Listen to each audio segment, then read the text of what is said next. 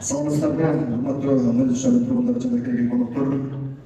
Бүгүнкү жыйынга катышуучулар, башкармалардын башчысынын ордунбасары, милициянын полковниги Райымполов Зарлыкбек Кадыржанович, Майлы шаарынын вице-мэри Антихониев Мирахмед Алимбаевич, Майлы шаарынын прокурору Назарбеков Асылбек Назарбекович. Бүгін иш-чараны ачуучу Майлы шаарынын ички иштер бөлүмүнүн башчысы Сапырканов Талантбек Абулкасымовичке сөз берилет. Саламатсыздарбы, урматтуу Майлы шаарынын тургундары, жыйындын катышуучулары жана коноктор. Бүгүн Майлы шаарынын ички иштер бөлүмү тарабынан уюштурулуп жаткан иш-чарага кош келипсиздер. Уруксат берсеңиздер, иш-чараны ачык деп жарыялайм.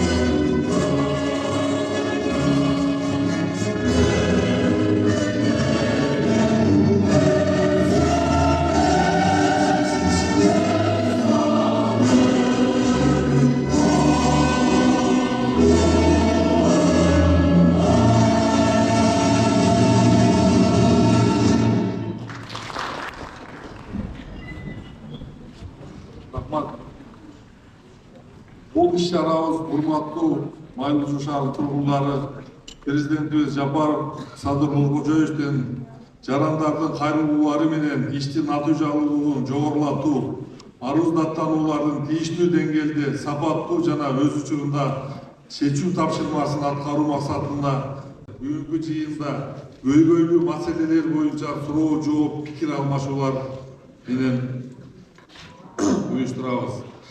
Майлы шаарында ички иштер бөлүмү тарабынан жасалып жаткан иштерге бир аз кыска нуска токтоло кетсем, 2026 жылдын 3 ай ичинде маалымат электрондук журналына 175 арыздаттануулар келип түштү. Алардын ичинен 17 арыздаттануу боюнча иш козголуп соттун кароосуна өткөрүлдү. Өспүрүм менен жылда бир кылмыш, соттун чечимин аткаруу бир кылмыш, 10 уурулук кылмыш, баары кылмыштын беттери ачылган. 5 кибер кылмыштуулук бул алдамчылык, мошенство делет. Бүгүнкү күндө көйгөй жаратып келгенибизде Майлы сууда ушул маселе. Жетишкиндиктер боюнча да бир аз токтоло кетсем, бүгүнкү күндө кече 2021 жыл 26 жылдын ноябрь айына карата Ички иштер министрлигинде 46 сапаттуу заманбап имараттар курулуп жылга берчемделип, биз жаңы имарат курууга Ички иштер министрлиги тарабынан берчемделип, уже аракеттер башталды. 3 жаңы 5 автоунаа менен камсыз болдук. Заманбап ор техникалар менен биздин кызматкерлер иштей башташты. Боди камералар, видео байкоолор жеринде кылмыштуулуктарды, кылмышты ачууда мына көчөдө турган биздин камералардын жардамы өтө жакшы пайдасын берүүдө. Ички иштер бөлүмүнөн слайд-шоу курабыз,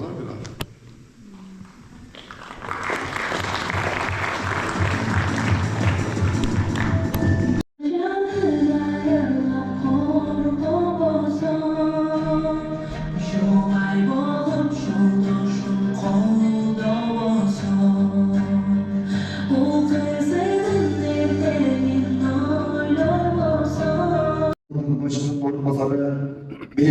подполковниги Райымқұлов Зарлықбек Қадыржановичке беріледі. Саламатсыздарбы, урматтуу Майлы Суу шаарынын тургундары, урматтуу аксакалдар, урматтуу апалар, аталар, урматтуу ушул жерде жаш муунун катарын толуктаган адамдар отурат. Бүгүн ушул силер менен жүз көрүшкөнүмө өтө ыраазымын. Жогоруда Майлы Суунун шаардык ички иштер бөлүмүнүн жетекчиси айтып кеткендей, ушул демилгени Республикасынын президентинин көзөтмөсүнүн негизинде биздин ички иштер министринин тапшырмасынын ар бир шаардын, ар бир райондун бүгүнкү күнү ушу жергиликтүү эл менен жолугушуулар өткөрүлүп, коюлган эл тараптан коюлган талаптарды аткарууга колго алыш үчүн жетекчилик курам менен бүгүнкү күнү жолугушуп келатабыз. Бу жерде отуруп көрүп атам, азыр бу жерде Майлы Суу шаарынын ишкана мекемелеринин жетекчилери, ал эми Майлы Суу шаарында болсо зал толуу көз кубанат экен. Урматтуу туугандар, ушу мен өзүмдүн баяндамамда жаш өспүрүмдөр боюнча тууралуу маалымат кыскача бере кетсем, бүгүнкү күнү ушул жаш өспүрүмдөрдүн жумушка катышкандыгы боюнча, укук бузуулар боюнча, область боюнча жалпысынан жаш тилектер тарабынан жасалган кылмыштарды 135 фактыны түзгөн. Ушул инилер, карындаштар учур менен пайдаланып, кээ бир баягы кургак маалыматты билип эле интернет булактардан же болбосо дагы бир башка булактардан билип келесиздер. Бирок мындай действительно салып келгенде бүгүнкү күнү жаш балдар тарабынан бир топ кылмыштарды жасалып, канча деген балдарыбыз ушу бүгүнкү күнү абакта отурат, канча балдардын ата энеси бүгүн ушу балдардын кесепетине жоопкерчиликке тартылып келет. Ошон үчүн урматтуу жерде ата энелер да отурат, ар бирөөбүздүн балдарыбыз бар, кээ бирлерибиз үчүн неберелерибиз бар. Бул бүгүнкү ушул мындайча айтканда болуп турат. Мисалы алып келе турган болсок, мынакей канча деген кыздарыбыз бүгүнкү күнү эрте турмушка чыгып, канча деген кыздарыбыз бүгүнкү күнү ушу саламаттык сактоо министрлиги тарабынан берилген маалыматына ылайык аборт жасатышып, бул дагы туура эмес көйгөй катары ушу эсептесек болот. Ошон үчүн урматтуу ата энелер, ар бирөөбүздүн балдарыбыз бар. Ошо ар бирөөбүздү бүгүнкү күнү гаджет деп коебуз, ушу телефонубуз. Эртең менен ата эне жумушка кетет, кечке чейин өзүнүн баласын мугалимге эле калтырып коет.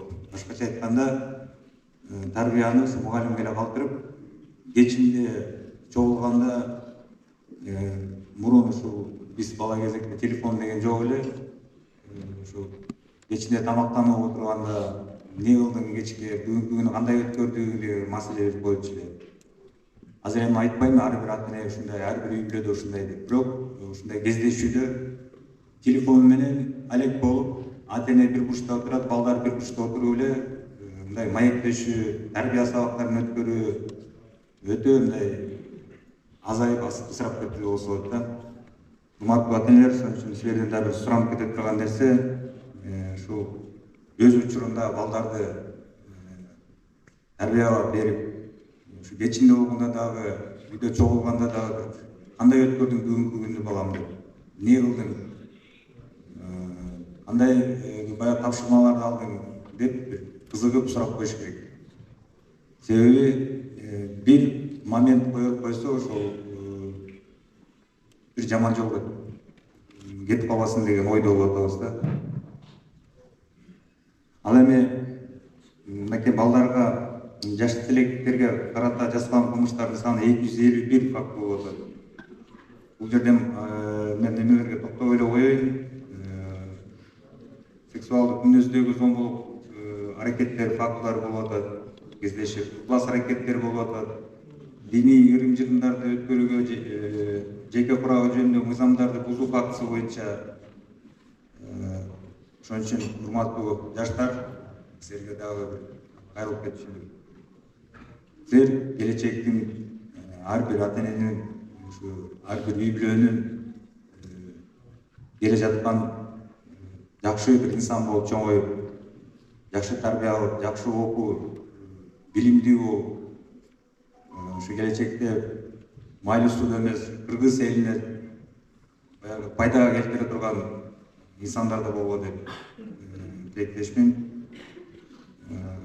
Жакшы жолу барып, ушу жаман иштерди кылбай, өзүңөрдүн деле аң сезиңер менен жок, мен мындай жаман иштерге барбайм, ата энени уяткым келбейт, мугалимдерди уяткым келбейт деп, жакшы иштерге умтулууга чакырып кетем. Экинчи маселем боюнча бул бүгүнкү күнү санарип видео көзөмөлдөрдү айтып коебуз. Мисалга алып кете турган болсо, былтыркы жылдын эсебинен 260 кылмышкер санарип системасы менен кармалган.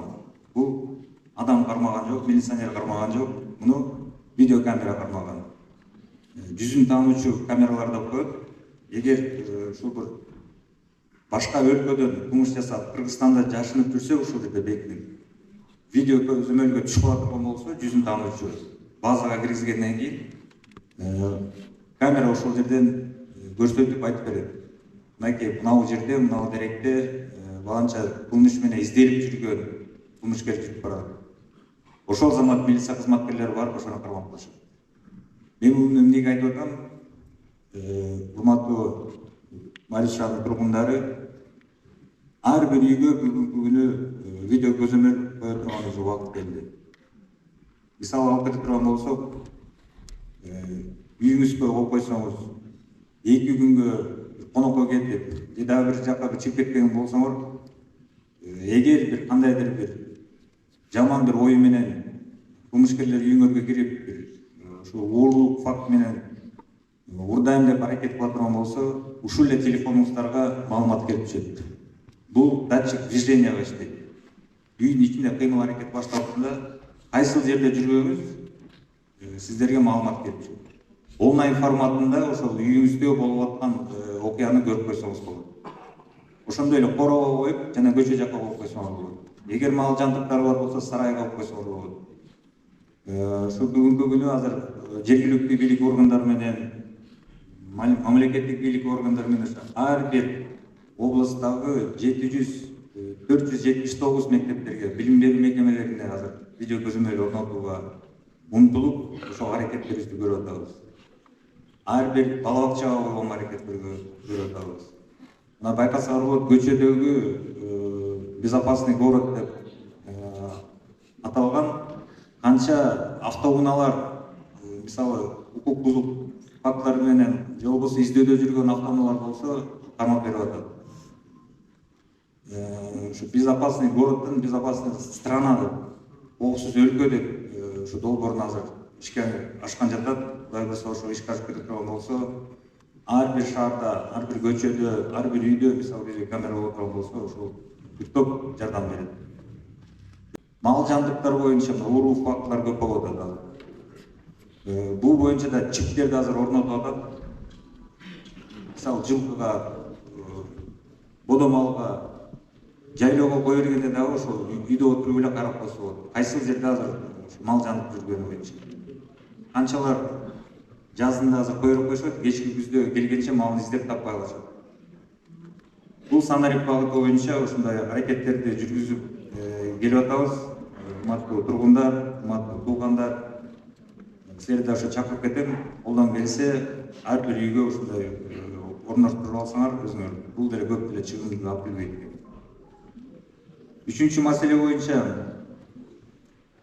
ошо президентибиздин жарлыгы бар. Кыргыз Республикасынын үй бүлөлүк салтанаттарды жана маркумду эскерүү, үрп адаттарды тартипке келтирүү боюнча чаралар жөнүндө деп. Ушуну эл менен кайсы жерде жолукканда айтып келгиле, түшүндүрүү иштерин жүргүзүп келгиле деп биздин да жетекчилик тарабынан талаптар коюлуп келет. Урматтуу туугандар, бул жарлыкта ысырапкерчиликке жол бербеди. Бүгүнкү күнү мисалы тойлор болот, же болбосо бир баягы маркумдун узатуу аземдеринде, башкача айтканда, бир топ ысырапкерчилик болуп атат. Мал союу боюнча, же болбосо ушул кереги жок сандагы баягы сорумдар коюлуп, ушуну өзүбүздүн эле мисалы кошуналарыбыз, туугандарыбыз көрүп, мен дагы ошол элден кем калбайм, мен дагы ушундай аракет кылайын, баламды үйлөнтүп аттым эле, кызымды турмушка берип аттым эле деп, ошол учурда карыздарга келип, баягы уят болуп калбайм деген ойдо бир топ чыгымганан ушар болуп келишет. Ушул президенттин жарлыгы боюнча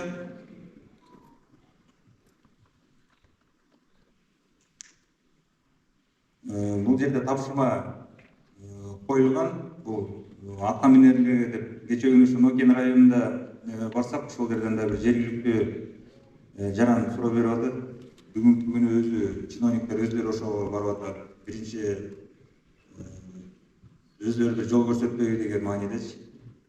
Анан эми ошо 6 пункттан бери көрсөтүлгөн Кыргыз Республикасынын Жогорку Кеңешинин депутаттарына, Кыргыз Республикасынын министрлер кабинетинин мүчөлөрүнө, мамлекеттик жана муниципалдык кызматчыларга үй бүлөлүк, мааракелик салтанаттарды, маркумду эскерүү кадаттарды жана маркумду арналган башка иш-чаралардын ири акчалай каражаттары сарптабастан, көп сандаган малды союбастан жана башка ысырапкерчиликке жол бербестен өткөрүү, жалпы кабыл алынган адеп аклак ченемдерди сактоо жарандарга үлгү болуп сунушталсын деп.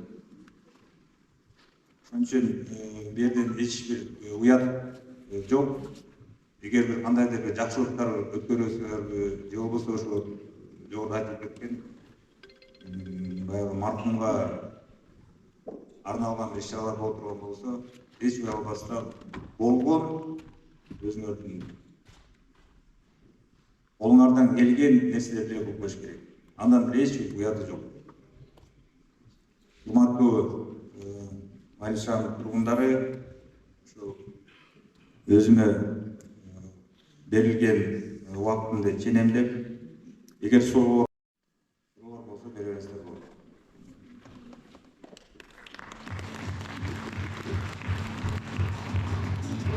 Siz Manzur Şahlı'nın bu söylediği Abdülganiyev Rahmet Arap Ayetçe belirledi.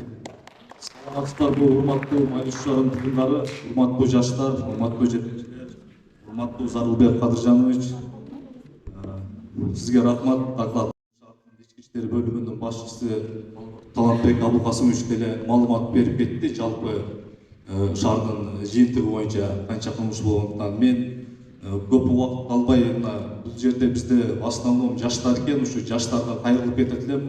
Урматтуу жаштар, келечек силердики, келечек араңарда балким келечекте мамлекетти башкара турган жаштар отураттыр, пока билине элек, бирок биз ойлойбуз, келечекте ошо силердин салымыңар бир эле шаарга эмес, жалпы мамлекетке кошуп өнүгүүсүнө чоң көмөк көрсөтөсүңөр деп.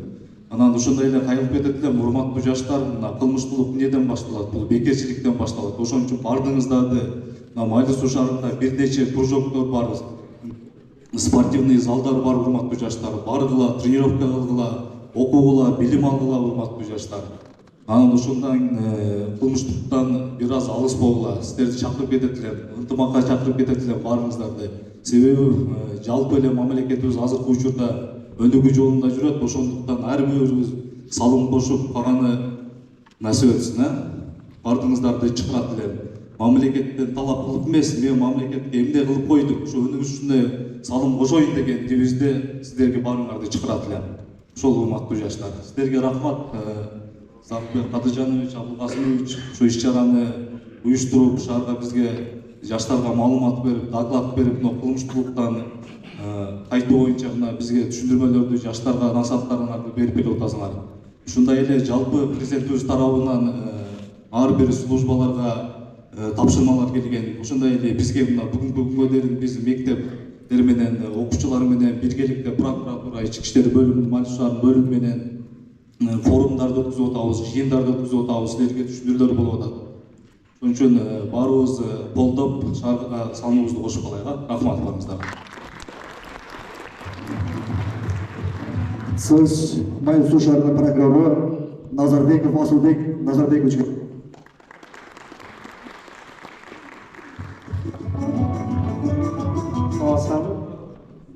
Саламатсыздарбы, Mayıs шаар тургундары, бүгүнкү жыйындын катышуучулары. Саламатсызбы, Зарылбек Кадыржанович. Сизге чоң рахмат, Mayıs шаарына келип, ушундай Mayıs шаардын ичине келип, көз часында калтырып коюп бизге көңүл бурганыңыздарга.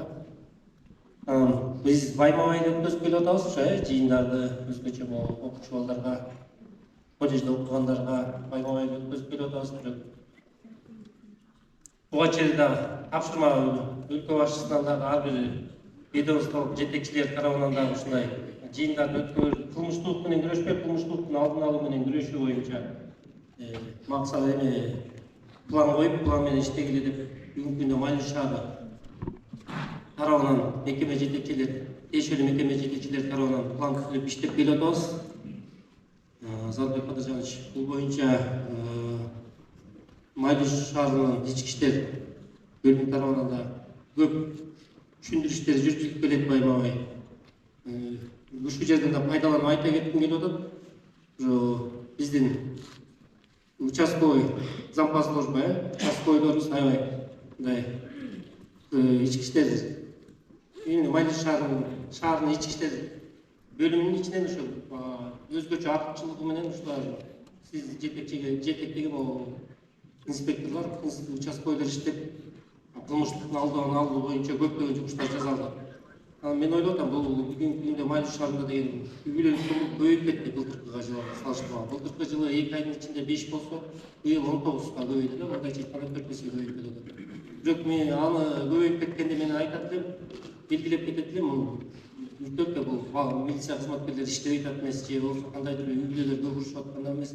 Бул маалыматты мындай жашыруу эмес, наоборот ачыкка чыгаруунун кесепетинен келип атат да. Анан мен өзүмдүн дагы жылдык отчетумда дагы, кварталдын отчетумда да ушул иш алып беребиз деген ойдомун.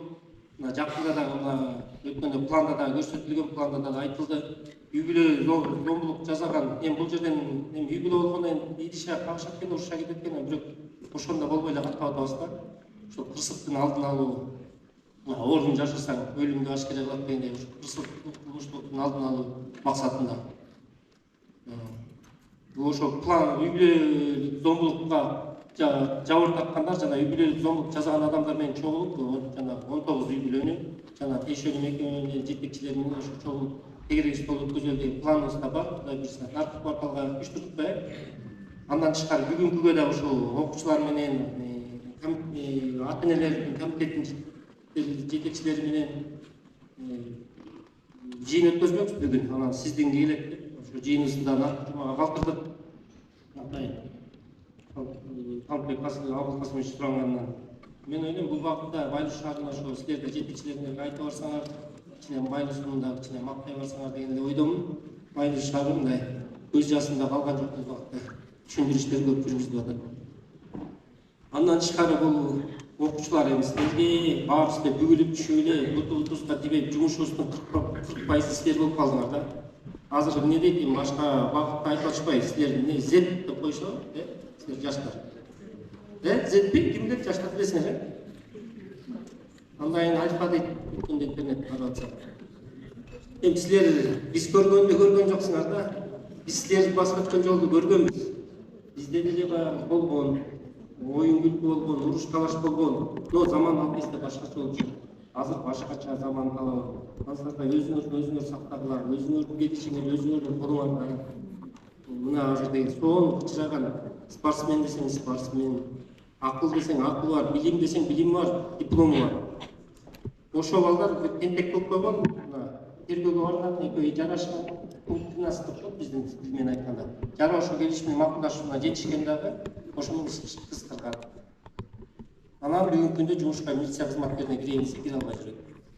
Neden bir жөн ашыкта жана жогоруда да айтпадым, бул пакетте лекциялар айтып атасыз, кылмыш 1 мүнөттө башталган эсептеп узакка созулат депчи. Алсарындай, ар бир действияңарда, ар бир кыймыл аракетиңизде өзүңөр эле балта чабасыңар тагдырыңар. Может силерден кыйын министрлер чыгат, кыйын мекеме жетекчилер чыгат. Мына карап байыш турган шаардын вице-мэр болосуңар, может мэр болосуңар. Эми келечек алдыда да, ар ким өзүнүн келечеги өзүндө. Алсарындай өзүңөр сактоолуңар. Ата-энеңер, мугалимдер айтып аткан сөздү силер эме мурдуңарды чүрүп нары карап кетпегиле. Булар силер баскан жолду давно басып өткөн.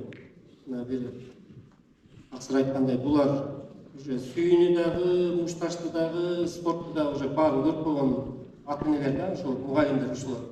Алардын сөзүн 10% болобу, 20% болсо да булаңарга дейт койсоңуздар. Эми сөзүмдү узартпайын. Баарыңар эми бизде жыйын көбөйүп атат чындычы. Кээде туруп өзүм уялып кетем. Ушу жыйын кылып бир майнап болуп атабы депчи. Ушу 10% ушу жерден 5% бир 5-6 кылмыштын алдын алып койсок дагы ушу коомго болгон пайдабыз тийсин деп атабыз да. Мен силерге каалайм келечекте деген чоң кызматтарда иштегиле, силер да коомго пайдаңарды тийгизгиле. Өнүгүп өскүлө. Арапайча айткандай, намыскөй болгула, кыздар уяттуу балдар намыскөй болуп, Маймустун намысын коргогула, Жалал-Абадтын намысын, Кыргызстандын намысын коргогула. Ошол бул жерде өзгөчө сактын балдары баарыңар эле галстук тагып, оперативный кызматкерлердей болуп атасыңар. Басып ушул кийимге да татык болуш керек. Форма кийип, форма адамды өзгөртөт. Баарыңар, баары ушу жаштарга айта кетчү насаат ушу. Мына ушул жерде мына областтын министр, ички иштер министрлиги өзүнүн тапшырмасы менен азыр жер-жерлерде ушундай жыйындар өтүп атат. Бүгүнкү күндө мына Жалал-Абадтын ичинде мына Жалал-Абад ички иштер башкармалыгынын башчысынын орун басары келип силерге ушундай жыйын өтүп атат. Мунун баары Алладан болгон силерге болгон белек деп кабыл алгыла. Жакшы нерселер үйрөнүп калган. Рахмат. Ажыга берилет. Bismillahirrahmanirrahim. Alhamdulillah. Salatu wassalamu rasulillah. Биринчиден рахмат чакырганыңарга, жолугушууга. Экинчи агайлар, жетекчилер өздөрүнүн насааттарын айтты. Ошону угуш керек. Жаштар көп эмеде, урматтуу жаштар. Угуш керек чоңдор үчүн. Элибизде сону макал бар. Карынын сөзүн тапка сал деген. Сен атаңды, энеңди, жетекчиби, агайыңды, эжекеңди угуш керек. Мен бир китептен окуган бир окуяны айтып берейин. Данышмандык казынасы деген китеп бар. Кыска мындай бир пайдалуу окуялардан ушундай баян кылынат да. Элдер кетип атса жолдо, анан жолдун четинде бир караган аксакалды бир чоң эле бир жигит да, күчкө толгон жигит тепкилеп аттыр да, уруп аттыр, сабап аттыр да. Анан элдер келип болушайын десе, ал аксакал айтыптыр, тийбегиле, айып менде дептир да. Анан элдер таң калыптыр да, эмнеге айып сизде? Бул жаш жигит болсо, сизди сабап аткан болсо дегенде, анан аксакал жооп берген экен. Бир убактарда мен дал ушул жерде өзүм атамды сабадым эле. Силер бүгүн ата-энеңерди уксаңар, чоңдорду уксаңар, баш ийген болсоңор, эртең силерге балдарыңар баш ийет. Түшүнүңөрбү? Эгер тескерисинче алар капа кылган болсоңор, ыза кылган болсоңор, аларды укпасаңар, эртең эле силер дагы балдарыңар укпайт. Эртең ыйлайсыңар да. Ушундай жашоо ушундай экен да. Ошон үчүн урматтуу жаштар, угайлы. Пайгамбарыбыздын соны хадиси бар, мен көп айтам аны мисал катары. Нөшөрлөп жааган жамгыр дейт. Жамгыр жайыт го нөшөрлөп, ошол жамгырдын суусун бир жер сиңирип алат. Сиңирип алып, ошол жерден адамдар үчүн пайдалуу нерсе өсүп чыгат экен да, ар кандай бадыраң, помидор, коон, дарбыз жана башка. Аны эми ушундай жерлер бар, кум дейт. Нөшөрлөгөн жамгыр жайыт, бирок эч нерсе өсүп чыкпайт дейт. Кумда бул дейт ушундай экен, мунун уккан менен укпагандар экен да. Ким уккан болсо, насаат уккан болсо, ал пайдалуу. Укпаган болсо, ал эртең өкүнөт да, түшүнүңөрбү? Анан көбүнчө, сөзүмдү кыскартайын, көбүнчө аны күнөө болгондо, бир тартип бузулганда көбүнчө бир себептер бар да. Сүйүктүү пайгамбарыбыз Мухаммад алейхиссалам айткан сөздөрү бар. Анан Аббас таң калган да, эмне болуптур? Элдин баары ичип атат го дегендей кылган да. Дегенде эч качан арак ичпеген, арак деген ар кандай жамандыктын тамыры деген. Инсанга келүүчү канча жамандык болсо, ошонун бардыгы арактан болот экен да. Мен жаштарга насаат да. Силер жашсыңар. Канчалаган мисалы ажырашуулар, канчалаган камалгандар, кырсыкка жолуккандар мисалы мас акыбалда да. Мен насаатым ушу нерсеге жакын жолугула. Кур'анда аят бар. Ла икраха фид-дин, кад табайяна рушду минал гай деген аят бар да. Ушу аяттын кыргызча мааниси динде мажбурлоо жок дейт. Бул дегени Алла Таала бизге акыл берди го, акылыбыз бар, акыл билип турат. Акты, караны, жаманды, жакшыны, адам билип турат. Акыл таразада. Адам баласыны Алла Таала тандоону бизге койгон да, өзүбүз тандайбыз. Өзүбүз тандайбыз. Муну Алла Таала ошо аракты айтып коп, арам кылдыбы, өзүң тандайсың. Кааласаң ич, кааласаң ичпе. Ушундай да. Эгерде сен Алланын сөзүнө, пайгамбардын сөзүнө, аксакалдын сөзүнө ишенген болсоң, аларды уккан болсоң, сен адашпайсың. Сөзүм акырында бир мисал келтирейин. Ал жигиттер Куда өмүрүн берсин. Сарбиялык жигиттер болот. Бир күнү Куптандан кетип атсам, жолугуп калышты, кыштабычы. Ассаламу алейкум, алейкум ассалам. Аба дейт. Сиз бир убакта Сарбияга мектепке барып, насаатыңызды айткансыз дейт. Анан кандай мен көп айтам насаатым болсо. Бизге айткансыз, балдарым, арак ичпегиле, тамеки тартпагыла, жана жалган сүйлөбөгүлө дегенсиз. Биз дейт өкө экен да. Атында айтып берем керек болсо, алар бирөө ишете. Майнусда. Анан биз дейт арак ичпедик дейт, тамеки тартпадык дейт, жалган сүйлөбөдүк дейт. Биз бактылуубуз деди да. Ошол эле мезгилде шериктерибиз, классташтары да айтып берет деп, алар арак дагы ичти дейт. Алар тамеки тартышты дейт. Алар жалган сүйлөштү, бирок арасынан алар көп өтүп кетти дейт, өлүп калдылар дейт. Көпчүлүк азыр бактылуу эмес деди да. Түшүндүңөрбү? Эгер бактылуу, мен ойлоймун, бардыгыбыз бактылуу болушун каалайбыз да. Жаштар да. Келечек силердики. Уккула. Атаңарды уккула, энеңерди уккула. Угайлуу иншалла ошентсеңер иншалла өкүнбөйсүңөр да. Анан жок, каалаганын кыла берсең, эртең бармагың иштейсиң да, эртең кеч болуп калат. Сен атаңы сыйнаган болсоң, энеңи сыйнаган болсоң, эч качан кем болбойсуң да. Мына бир окуяны мен кыздын окуясы саган керек а? Бир силердей кыз, жаш кыз экен, мектепте окуптур. Анан жогорку жайга тапшырып, мектептен кийин жогорку жайды окууну бүтүрүп, диплом алыптыр. Анан жумуш жок экен да. Анан атасы ушундай экен, атасы: "А кызым, свет өчүрүп койдуңбу? Сууну жаап койдуңбу?" Дайым айтып берет экен да, аны кылдыңбы, муну кылдыңбы?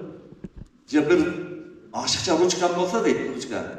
Ошону башка бирөөгө берип койбойсуңбу деп, тажатты дейт да, атам дейт. Бассам турсам эле мага насаатын айтып берет дейт, тажатты дейт да. Атамы жек көрүп калдым дейт. Ошо кыз айтат да. Анан акырында дуа кылдым дейт. "Я Алла, ушу атамдын жанын алчы, тажатты" деп дуа кылдым дейт. Анан мен дуам кабыл болду билбейм дейт. Атам бир күнү катуу ооруп калды дейт. Атам жатып калды ооруп дейт да. Анан мени чакырды дейт. Анан келдим дейт. Мен ойлодум, атам эми түшүнүптүр да, менден кечирим сурайт экен деген ойдо келдим дейт атам үстүнө. Кызым дейт, "Кызым, кандай, жакшысыңбы? Сууну жаап койдуңбу? Свет өчүрүп койдуңбу? Мына парданы ачып койчу. Дагы да жанагы" дейт, жанагы насааты дейт. "Ачуум келди" дейт. "Кызым" дейт, "Мен билем дейт, сен дипломуң бар, азыр жумуш жок. Мен көрүп калдым, мында кабарлардан. Паланча жерде мына жумушка ишке кабыл кылып атты. Ошоко барып тапшырып койчу резюмеңи, мындай документтерди тапшырып койчу" деп анан мага дарегин берди дейт. Анан мен барып тапшырып койдум дейт. Анан бир убакыттан кийин чакыруу келиптир да. Чакыруу келиптир. Анан жанагы мекемеге, ишканага барсам дейт, мына килейген ишкана экен, мекеме экен. Кирсем дейт, аниги чоң дарбаза болот го, кире бериште. Входной чоң дарбаза. Дарбазанын кармагычы үзүлүп калыптыр дейт. Мен оңдоп койдум дейт алимне дарбазанын эшиктин кармагычынчы туткасын оңдоп койдум дейт. Анан кетсем свет күйүп турган экен, свет өчүрүп койдум дейт.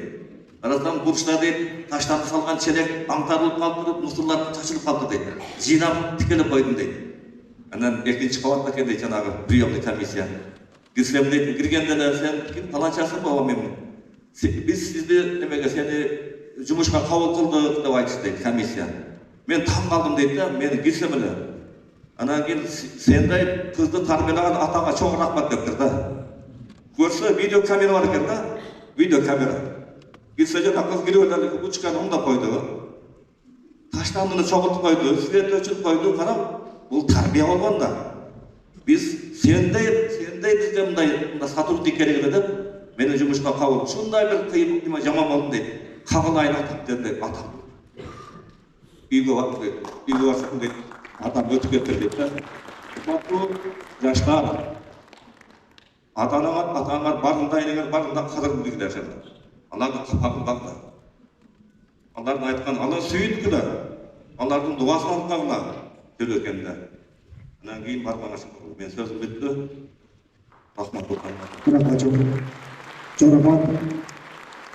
Эми суроо жооп койсок, суроо берүүчүлөр ошо ортоңку микрофонго келип бере бересиздер. Суроо бергенде өзүңүздөрдүн аты жөнүңүздөрдү тааныштырып өтөсүздөр. Берилген суроо кайра кайтарамашы зарыл. Ошондуктан ортоңку микрофонго келип суроо берсеңиздер болот. Урматтуулар, суроо берилгенде тынчтыкты сактап берсеңиздер жакшы болмок. Барбы суроо берүүчүлөр?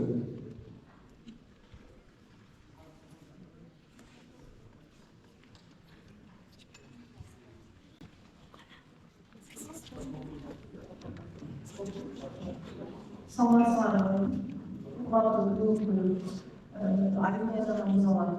Мен алғы суроо жаңы катары берип 16 жолдун жашоочумун мындай болуп атат да бизде көйгөйчү Аты жөнүңүз? мен Зимбулова Эльвира Эркинбаева мугалим 2-мектепте. Бизде өзүңөр билесиңер айланмабызда аябай көп магазиндер курулган. Мэрияга да биз кайрылабыз, өзүнө Донатбек имени отурат Рафаевич. Бирок тилекке каршы ал жерлер муниципальный жерлер. Анан эми мисалы бир суроолор менен кайрылсак, көбүнчө эле бизге ушундай жооп кайтарылат. Налогдор төлөп атат жана шаарга киреше кирип атат депчи. Бирок биздин домубуздун артында ушундай игровой клубда жайгашкан жана башка саат 2 саат 2-ге чейин 1-ге чейин иштешет да.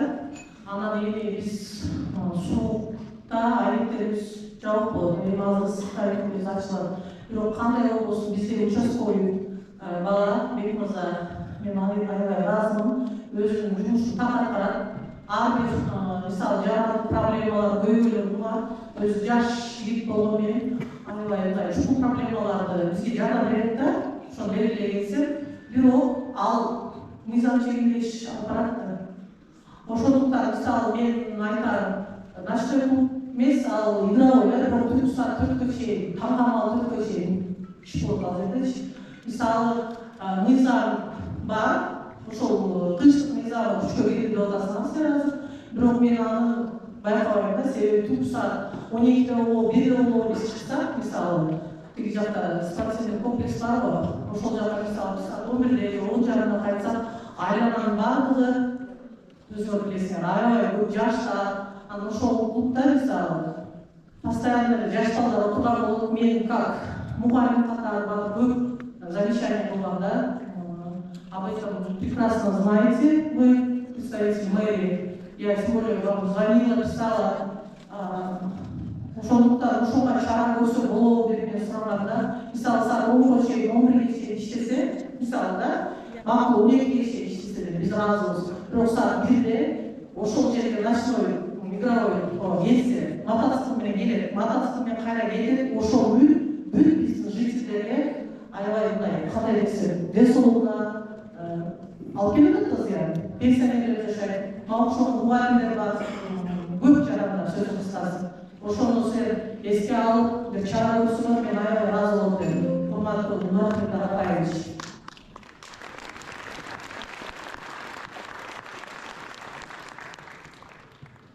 Өзіңіз сіздің сұрағыңыз бойынша бұл түшүндүм мен дүкөндөр боюнча мыйзам болуун биз УМСтен тактайбыз аренда боюнча, анан сааты боюнча азыркы учурда Гоулун деле турат, шаардын прокурору деле турат, тынчтык мыйзамы боюнча тапшырмалыбыз, булар өзүлөрү тактап ограничение боюнча биргеликте иш алып барабыз.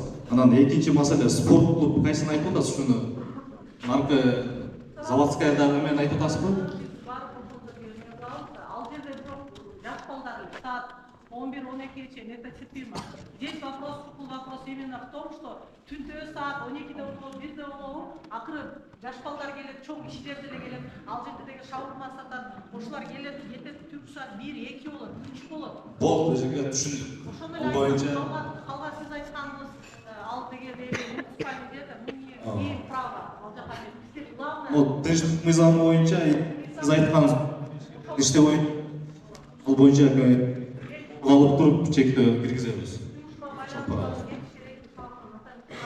Макул, жак.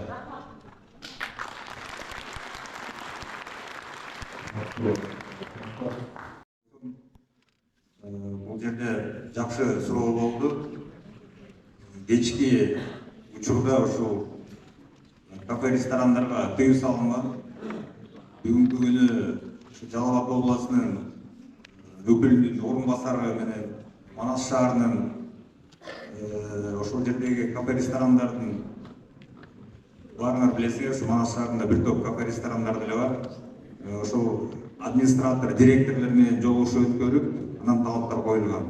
Жаш өспүрүмдөргө спирттик ичимдиктерди сатууга тыюу салынган өзү. Буга биздин өзүбүздүн мыйзамдарыбызда бар.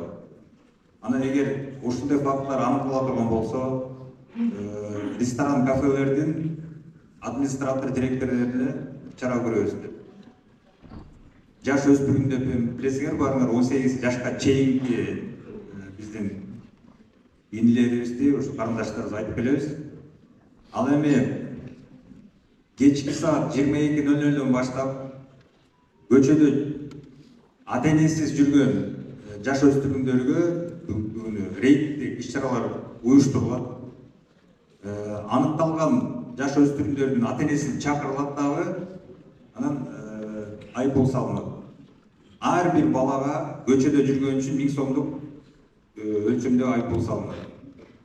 Ушул учур менен да пайдаланып, ата-энелер да бар, жаш өспүрүмдөр да бар экенсиңер. Кечки саат 22:00 баштап эртең мененки 6-га чейин көчөдөгү мындай айтканда ата-энесиз жүрүп бара турган болсо, кармала турган болсо 1000 сом ата-энелерге салынат. Азыр бу жерде мынакей суроо берген эжекебиз чыгып кетти. Ушул кафе ресторандарындагы өзүнүн мөөнөтү бар, иштей турган. Майлы Суу шаарында өзгөчө бир башка шаарларга караганда мотоциклдер көп экен бул жерде. Мотоциклдин үйүнө да катып чыгат, кечинде эс алып аткан жарандарга мындай тынчтык алат. Абыл Касымович, сизге өзүңүздүн ушул жерде отурган орун басарыңыздарга баарыңыздарга тапшырма, кечкисин рейдтерди уланткыла, күчөткүлө, беселине жүргөн жаш өспүрүмдөр боюнча аныктап, ата-энелерин чакырып, чара көргүзүлөт. Кафе ресторандар боюнча ушул жерде мыйзам бар. Ошол мыйзамды аткаруусуна колго алып. Мындай суроолор жаралбаш керек жарандар тарабынан.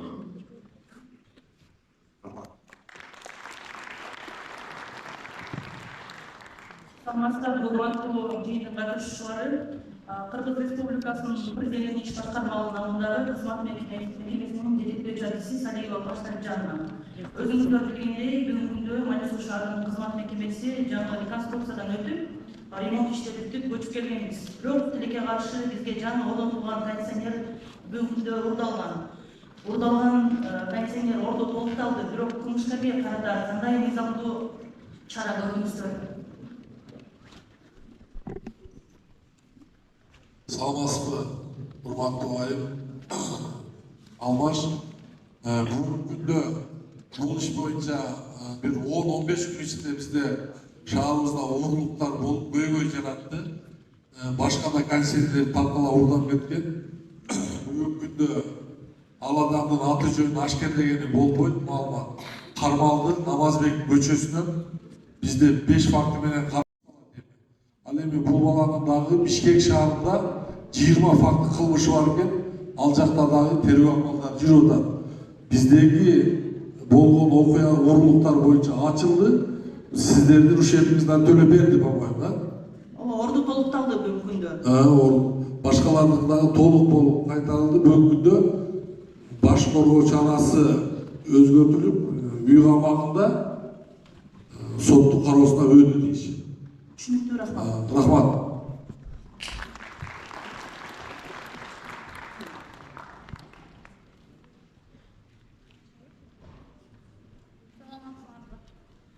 У меня вопрос по состоянию нашего города. Мне кажется, у нас единственный город в Кыргызстане стал нарушаться ПДД. Полюбители, они вообще в принципе не соблюдают элементарные зебры, пешеходки, не пропускают пешеходов. Я уже неоднократно обращалась по этому поводу. Во-первых. Во-вторых, вот сейчас у нас на квартале на Зимчука делали дорогу очень хорошую. Там систематически у нас дети ездят на велосипедах, на скейтах и на роликах. Есть определенные ограничения, я уже спрашивала у начальника милиции, ограничения в населенном пункте 30 км в час. У нас там ездят вовсю на 80, на 60 случаев, бывает круглосуточно. И как бы вот этот вопрос, он уже больше месяца стоит без решения. Почему никто никак не реагирует, светофоров нет, знаков нет, лежачих полицейских нет, и никто ничего не предпринимает?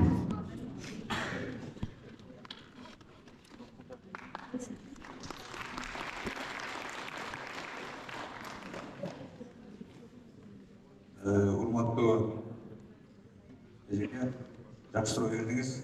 Светофорлор тууралуу бул жерде эми башка органдар дагы тиешеси бар деп ойлойм. Бирок жүз ички иштер министрлигине да бул тийиштүү. Бул боюнча областтык администрацияга дагы ар бир берген суроолор боюнча дагы сиздерге кагаз түрүндө, жазуу түрүндө жооп берилет. Мен дагы азыр жазып алдым сиздин сурооңузду. Обул администрацияга да барып туруп ошол жерден тийиштүү мекемелердин жетекчилерине дагы ушу Майлюс шаарында светофор орнотуу боюнча дагы маселени көтөрөм. Албетте бул көйгөй ар бир шаардын, ар бир гаилерге дагы начальник ГАИ бул жерде бар, чакырыш керек болсо анда. Тапшырмаларды коебуз. Даже молодежь, наверное, не умеет переходить дорогу на светофор. Я обращала внимание, с нашей молодежью ездила в большой город, в область. Элементарно они не знают, что такое светофор. Поэтому, если в школе это не преподают, если у нас наглядного этого ПДД нет, как быть, да, как бы ориентировать молодежь на будущее, на законопослушность и на соблюдение правил дорожного движения. Всем рахмат. Ичине толуктап коеюн. Бул боюнча биякта деген азырча жогоруда айтып өтпөдүкпү? Мектептерде азыр чогулуштар жүрүп атат, ошондой участкалар менен ГАИ кызматкерлеринин катышуусу мененчи. Бул жерде жолдо өзүнүн алып жүрүү боюнча да түшүндүрүү иштери жүргүзүлүп атат. Жыйында ар бир окуучуга. Мындан тышкары биз прокуратура, шаардын прокуратурасы тарабынан деген мэрияга, бул шаардын ичиндеги ички жолдор бар, мэрияга карайт да. Ошо биз ГАИга текшерүүгө барганда деген ушу шаардагы могу зебралардын өчүп калганы, ближайший полицейский деп болсун, алардын кирген абалдарын бүт баарын фиксировать этип биз мэрияга сунуш бергенбиз. Мэриядан бизге официалдык жооп келген, ал жерде деген айткан.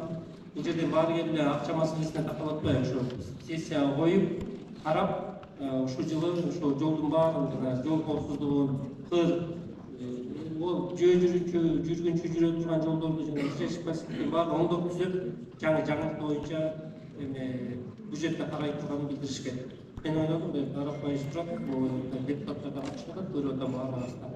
Мен ойлойм, ушул шаардагы коопсуздук боюнча, жаш балдардын өмүрүн сактоо боюнча иш алып барат деген. Мындан тышкары мына 2 күндө эле мына сотко күндө келет да. Эндура менен авария болгондор көбөйөт. Бири-бирин сүзөт, машина сүзөт, же баягы өсен талкы сүзөт, хирургия бөлүмүнө барып катталып, биздин жыйыны көбөйтүп атат да булар. Ошол боюнча ушул жерде жаштар силерге да айтып өттүм. Силерге мына жакында эме бар. Талап берип атабыз бул гайге. То есть сунуштама берип атабыз. Ал жерде да көрсөтүлөт. Мыйзам боюнча 50 км/сааттан ылдам жүргөн жана 250 милликуб ошондон өйдөгүлөрдүн баары катталууга тийиш. То есть ар бир эндуроңа кадимгидей эки паспорт катталууга тийиш. Эки паспорт бар эндуролордо болсо правасы бар жараңан айдайм. То есть бул жерде жанагы НПКга алгандын баарысында жол кырсына калган эндуранын катышчысынын баары правасы жок. Мындан кийин чара колдонулат. Бул боюнча ГАИ тарабынан да түшүндүрүү иштерин жүргүзүп атат. Участковый базарды мектептерде түшүндүрүү иштерин жүргүзүп атат. Ал жерде 15 000 сом штраф. Эми баарыбыз да жөндөбүз калын эмес да 15 000 сом штраф келет. Андан тышкары правасы жок. Айдап атасаң, за то, что рульду берген үчүн аттан эңер жок болуп ошол жагында эсиңерге түшүп койсоңор, мына Кудай буйрса рейд башталат, могу 3-квартал жабасында 3-4 күндөн кийин уже рейд башталат. Ушуну эске алып койгула. Рахмат. Мынау эмбриолор боюнча бүттө көйгөй жаратат экен Шумайлуу шаарында. Мындай көрүнүш башка шаарларда жок. Шумайлуу шаарында көп экен. Абыл Касымович, эгер өзүңөрдүн күчүңөр жетпей жатса, кат менен кайрылыңыздар дагы. Берге кошумча күчтөрдү тартабыз. Эндуро айдаган айдоочуларды, эгер айдоочулук күбөлүктөрү жок, ошо рульга отурган боюнча мэр менен да сүйлөшүп, штрафтайынга токтотуп эндуросын. Прокурор айтып кеткендей 15 000 сомдон штраф салып, канча сандагы күч керек болсо сурасаңыз, бияка күчтөрдү беребиз дагы, аныктап кармап, бул боюнча жолго салбасак бир топ көйгөй жаратат ошо Шумайлуу шаарында.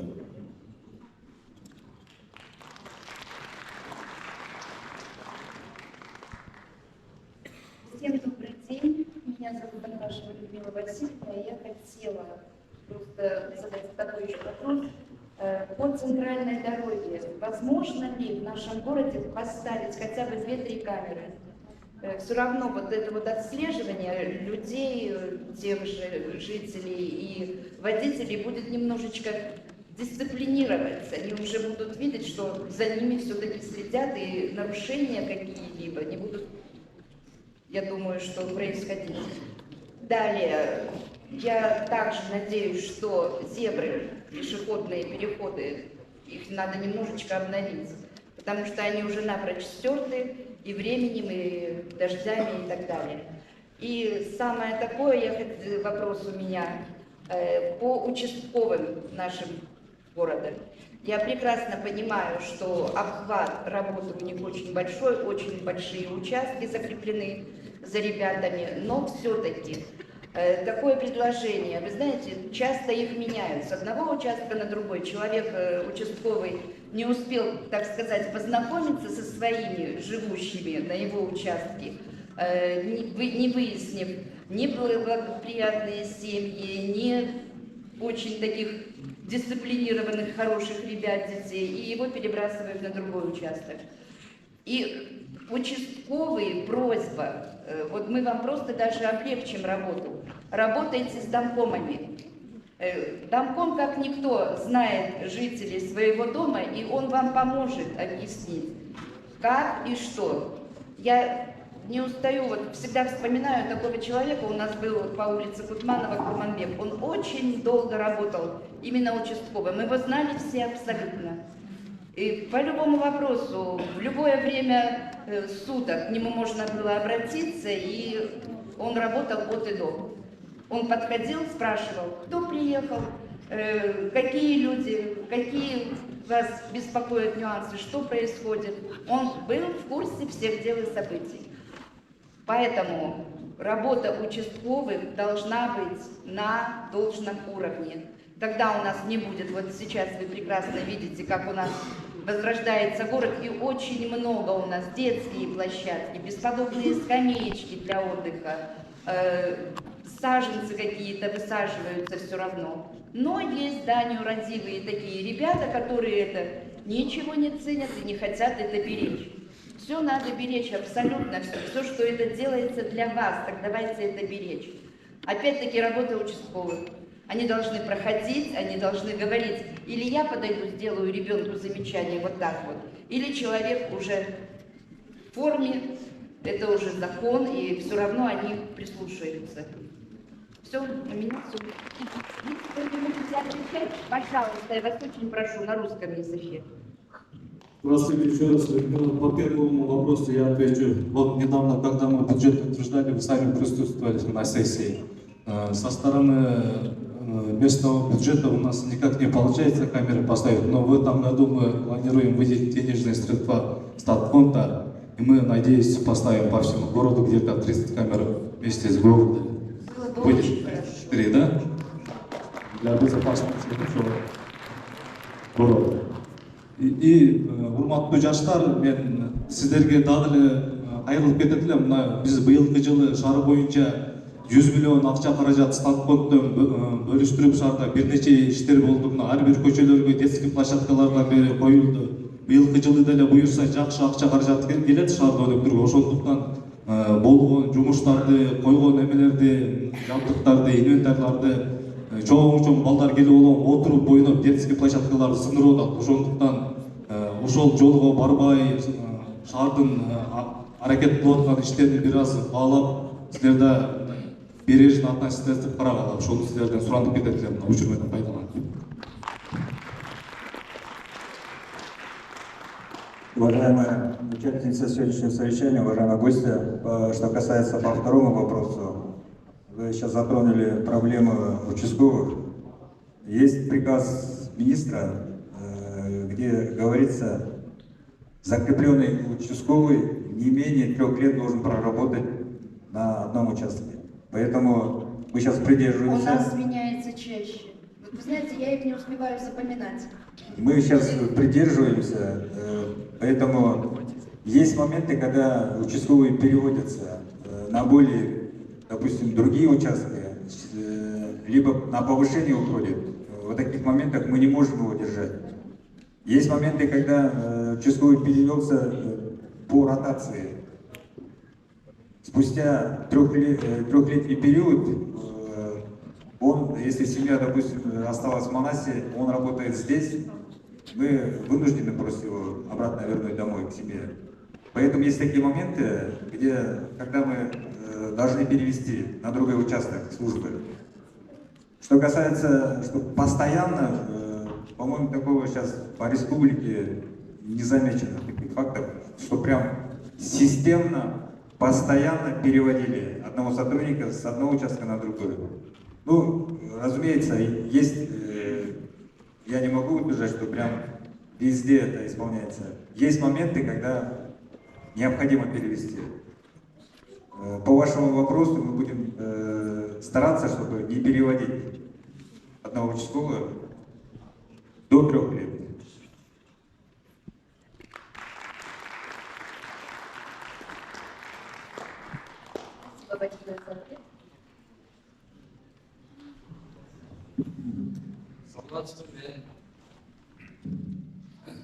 Саламатсызбы, мен Мамазакиров Омар. Бана сиздер рейд жөнүндө элесиздер.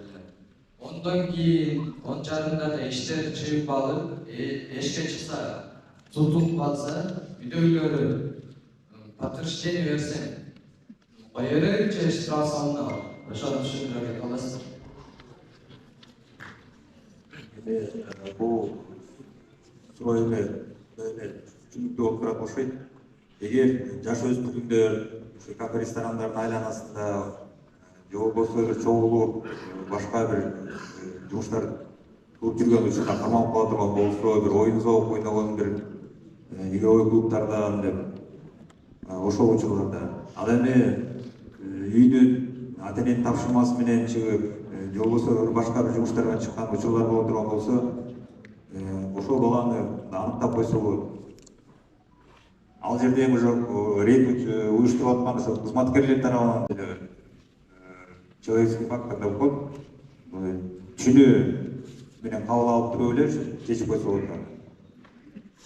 Бул жерден именно баягы мындайча айтканда максаты жок.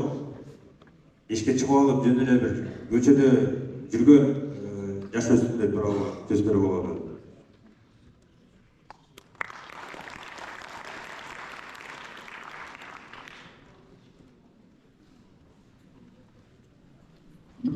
Assalamualaikum. Аты-жөнүм Усманжан Самат, жергиликтүү кеңештин депутаты. Тактоо иретинде бизге депутаттарга роодун начальнигине берилмесе 2 тактоо бар, камералар боюнча. Аны колдон келишинче карап туруп, акча маселесине келгенде бир аз проблемалар болду. Азыр мэрдин ордун аткаруучусу айткандай, президенттен акча бөлүнсө, ал маселе чечилет деген ойдо. Экинчи маселе бул акыркы күндөрү шаарыбызда өзүңүз белгилегендей ушу Эндура маселеси аябай заводдон популярный болуп атты. Неге? Рейд жүрүп атат, действительно азыр. Бирок рейд кандай жүрүп атат? Центральный жолдо баары билет азыр Эндура айдагандынчы, жаштар билет менде. Артынан мой жашынакай кыздарды учураштыра алышынчы. Булар азыр центральный жолдо жүрүп да именно жанды баш айтканмы көчөнүн аралап жүрүп атат дейм, коркушуп качып жүрүпчү. Ошол маселеге көңүл бурушка суранам. Анткени трассада жок, бирок көчөдө аралап жүрүшөт. Баары күлүп атат, значит жүрөт дейсиңер, Экинчи суроо. Шаарды баарыбыз корготобуз да, Эндура маселесин отабыз. Бирок эң бөгөйдү жараткан бул биздин сырттайда кылалып бул жаратылышыбыз узатпайбы? Ушул маселеге бир терең карап, жыйын өткөрүп бир чечип берсеңер жакшы болот эле. Эндураны биздин шаардан чыгарып, батырды айдоо эмес, жаратылыш узулат ошол маселени чечпек. Акыркы маселе могу бизде жакында жайлоого чыгат койчумага. Ошого Боска айында Курташка коюу менен ошол маселени биргеликте карап берсеңер жакшы болот эле. Шаарыбызга койлону керек дегендей койчумадар өткөндөй. Сөзүм кыскасы. Рахмат, урматтуу депутат. Поскай боюнча бизде иш планда да каралган. Бул боюнча посттор коюлат, малдарды көзөмөл кылабыз. Ал эми Эндура боюнча бүгүнкү күндө Эндуранын саны бизге 1300дөн өтүп кетти. 1200 эле. Буга тез рейд жүргүзүп атабыз. Санап станция менен жакында дагы баштайбыз. Атайын баягындай спец адам алып келип туруп, өлчөй турган былтыр билесиздер 30дан ашык мотоциклди киргизип 10 миңден штраф салганбыз. Быйыл да ушундай кылып жакын арада уюштурабыз. Рахмат.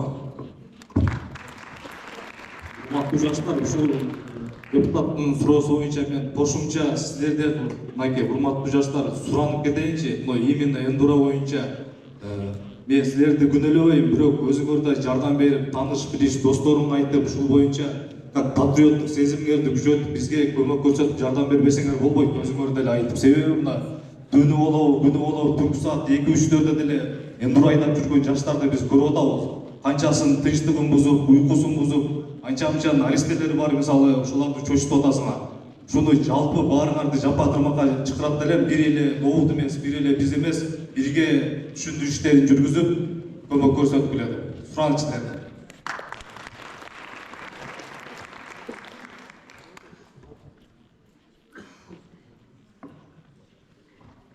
Суроо барбы да?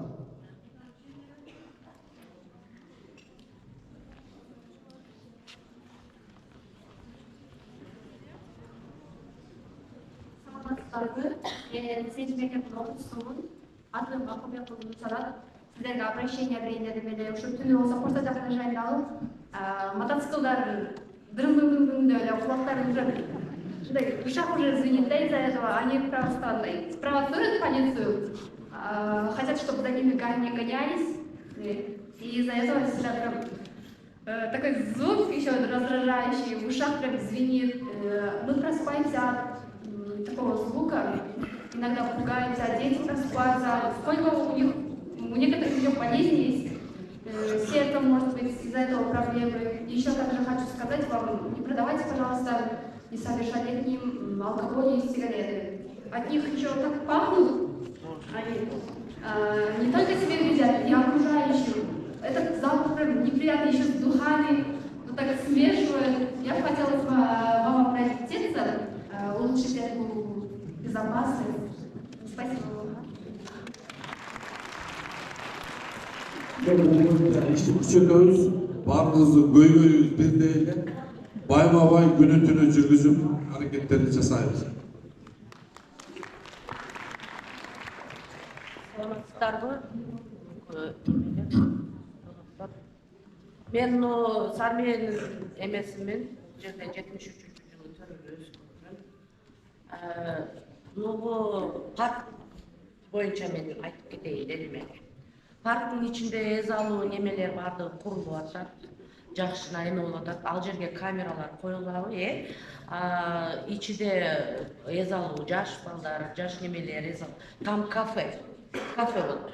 Кафенин ичинде ичимдик болот, тигиндей болот, А кто гарантия берет, что бир мас чыгып балдарга барып неметпеген? Буга кандай карайсыздар? Рахмат. Парк боюнча реконструкция болуп бизде капиталдык оңдоодон өтүп атат. Bundan тышкары деле толугу менен мына быйылкы жылы акча келсе бүтүрөбүз, камералар коюлат. Анан ичип алып эме кылган боюнча биздин ички иштер бөлүмүнүн Марису кызматкерлери бар. Кандай бир ушундай жагдай болобу, иш болбосун, ордунда реакция жүргүзүп иш алып барат. Ушул күнгө дейин мастар тополоң кылып ГОУД тараптан барбады деген бизде андай көрүнүш болгон эмес. Өз убакытта иш алып барылган. Милиция кызматкерлерибиз.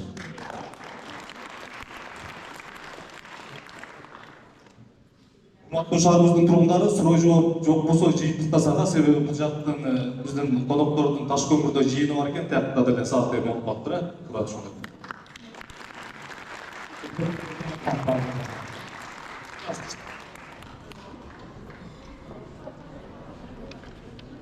Чоң рахмат бардыгыңыздарга, келип бергениңиздерге. Чоң